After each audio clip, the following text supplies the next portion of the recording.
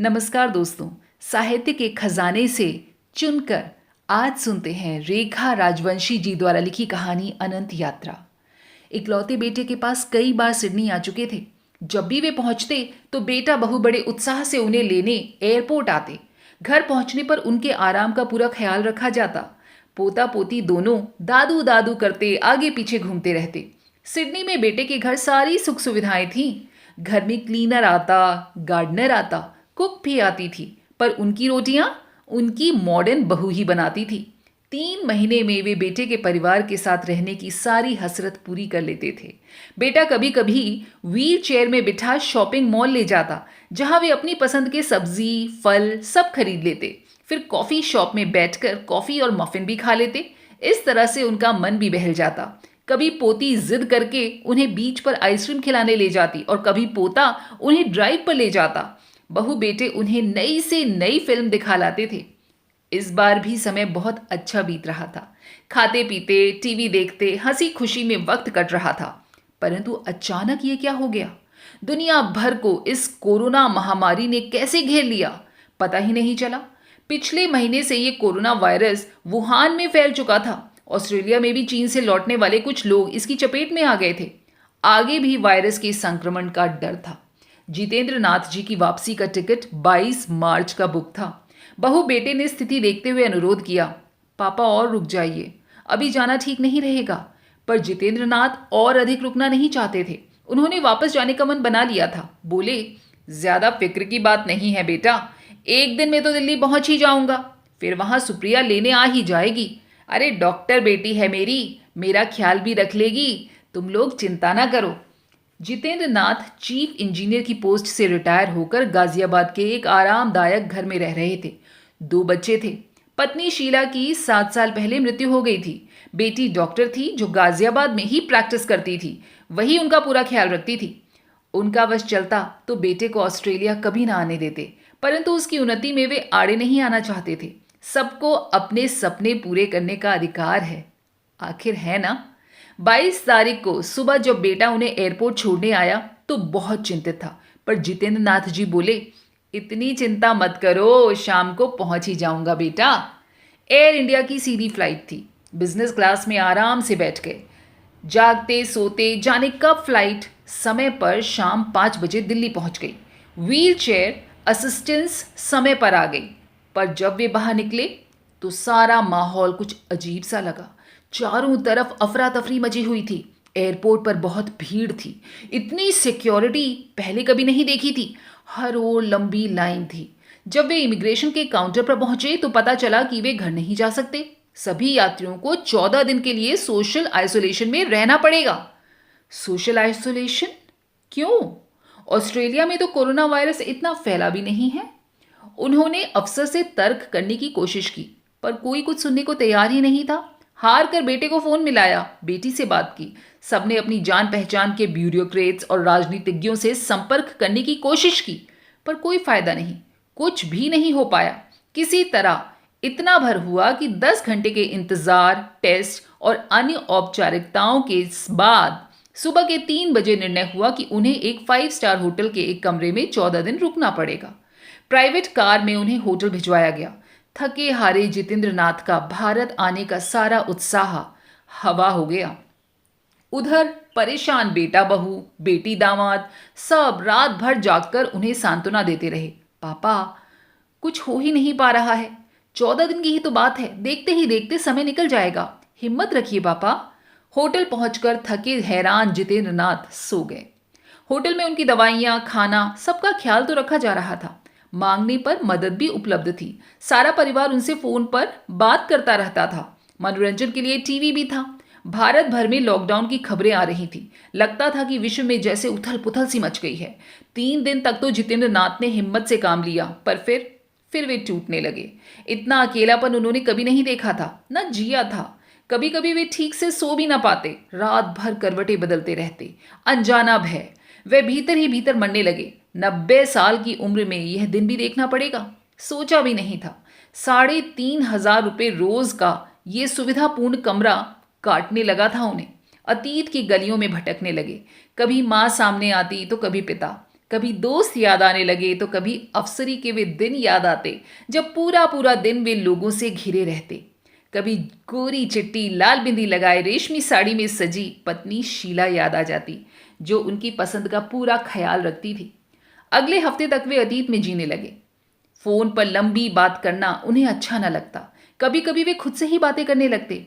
शीला, जिंदगी भर साथ रहने का वादा किया था ना तुमने, मुझे छोड़कर तुम इतना आगे क्यों चली गई।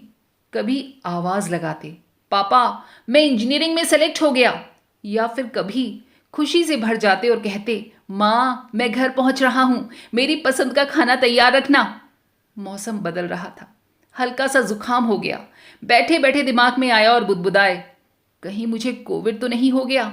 बेटा बेटी चिंतित रहते। उन्हें जरा भी लगता कि जितेंद्र नाथ ठीक नहीं है तो उन्हें देखने के लिए डॉक्टर को भेजने की रिक्वेस्ट करते। किसी तरह अंततः 14 दिन बीत गए। बेटी का फोन आया, पापा मैं कल सुबह ही पहुंच रही हूं, तैयार रहिएगा। जितेंद्र नाथ खुश हो गए। ऐसा तो नहीं था पर लगा चलो ये 14 दिन तो कट ही गए। एक हेल्पर की मदद से रात को ही सामान पैक करवाया। सुबह से तैयार होकर बैठ गए। बेटी 7 बजे पहुंचने वाली थी। दवाई खानी थी तो हल्का सा ब्रेकफास्ट कमरे में ही खा लिया। इंतजार में कुछ घंटे ऐसे बीत गए। वैसे तो कर्फ्यू के चलते किसी को आने जाने की अनुमति नहीं थी, पर बेटी सुप्रिया डॉक्टर थी तो जितेंद्र नाथ की मेडिकल कंडीशन के चलते फ्रंट लाइन वर्कर की तरह उसे ड्राइव करने की अनुमति मिल गई। जितेंद्र नाथ जी इंतजार में बैठे बैठे हलकान होने लगे। कई बार रिसेप्शन को फोन भी किया। बेटी को फोन करना नहीं चाहते थे, ड्राइव कर रही होगी। 3 घंटे में सुप्रिया का फोन आया, पापा 12 बजे तक निकलने की अनुमति मिली है तो मैं करीब 2 बजे तक पहुंच ही जाऊंगी, आप चिंता मत करना, प्लीज लंच खा लेना। टीवी पर देख रहे थे बुझे मन से जितेंद्र नाथ जी टीवी। लेट गए। दिल्ली में काम करने वाले हजारों मजदूरों जल्द से जल्द अपने गांव वापस जाना चाहते थे। महानगरों में अनिश्चितता की स्थिति थी। नौकरी पर जा नहीं सकते थे। खाने पीने की सारी दुकानें बंद थी। पुलिस बाहर निकलने वालों को रोकने का प्रयास कर रही थी। महामारी के बावजूद भी लोग बाहर निकलने की कोशिश कर रहे थे। कुछ लोगों की स्थिति गंभीर थी, कुछ लोग आदतों से मजबूर थे। भारत में वैसे भी बहुत लोग कानून और कर्फ्यू को सीरियसली नहीं लेते। कुछ को नियम तोड़ना अच्छा लगता है। सोचते थे कि वे तो पुलिस की नजर से किसी तरह बच ही जाएंगे। पुलिस भी क्या करती, लातों के भूत बातों से नहीं मानते, तो उन्होंने भी सख्ती दिखाना शुरू कर दी। पुलिस वाले नियम तोड़ने वालों को मुर्गा बना रहे थे, उकड़ू चला रहे थे और डंडे भी बरसा रहे थे। पर परेशानी थी उन मजदूरों को जो अपने परिवार के पास पहुंचना चाहते थे, चाहे कैसे भी हो, कितने भी दिन लगे। बसें और वाहन नहीं चल रहे थे तो अनेक लोग पैदल ही अपने गांव की ओर चल पड़े। अगर कोरोना से मौत हो भी जाए तो कम से कम वे अपने घर वालों के तो साथ हों, कोई क्रियाकर्म करने वाला तो हो। पहली बार अपने ही देश में अपने लोगों को इतना बड़ा विस्थापन हो रहा था। नन्हे मुन्ने बच्चों को पीठ पर बांधे कितनी महिलाएं, हाथ में गठरी लिए कितने पुरुष घर पहुंचने की जल्दी में दिन रात चलते जा रहे थे। जितेंद्र नाथ समझ नहीं पा रहे थे कि ये कैसा वक्त आ गया है। उनकी आंखों के सामने भारत और पाकिस्तान के विभाजन का दृश्य घूम गया, जब वे रावलपिंडी में रहते थे और उनके पिता दादा के साथ कपड़े का व्यवसाय चलाते थे। बड़े से घर में जितेंद्र नाथ दादा दादी और माँ बाप के साथ रहते थे। बचपन से अब तक कोई परेशानी नहीं देखी थी। हिंदू मुस्लिम सिख सब मिलजुल कर त्योहार मनाते, एक दूसरे के घर जाते, मिठाई खाते, मिठाई बांटते। उन दिनों देश में ब्रिटिश राज था, पर स्वतंत्रता के लिए लोग लड़ रहे थे। जगह जगह मोर्चे निकल रहे थे। सब कहते थे अब तो हम स्वतंत्र होकर ही रहेंगे, पर कब और कैसे किसी को ना पता था। अनिश्चितता का माहौल था। वह दिन जितेंद्र नाथ कैसे भूल सकते हैं जब वे हमेशा की तरह अपने घर में बेफिक्री की नींद सोए हुए थे कि अचानक सुबह दरवाजे की कुंडी बजने की तेज आवाज ने पूरे परिवार को उठा दिया था। जल्दी बाहर निकलो, जो कुछ हो सकता है बांध लो और जान बचानी है तो अभी के अभी निकल चलो, पड़ोस के हरमोहन सिंह कह रहे थे। इससे पहले कि पिता कुछ समझते, दंगाइयों की आवाजें आने लगी। पूरा परिवार जैसे घबरा गया, हड़बड़ा गया। 15 मिनट में निकल रहे हैं, साथ चलो तो सुरक्षित रहेंगे, कहते हुए हरमोहन सिंह भागकर अपने घर चले गए।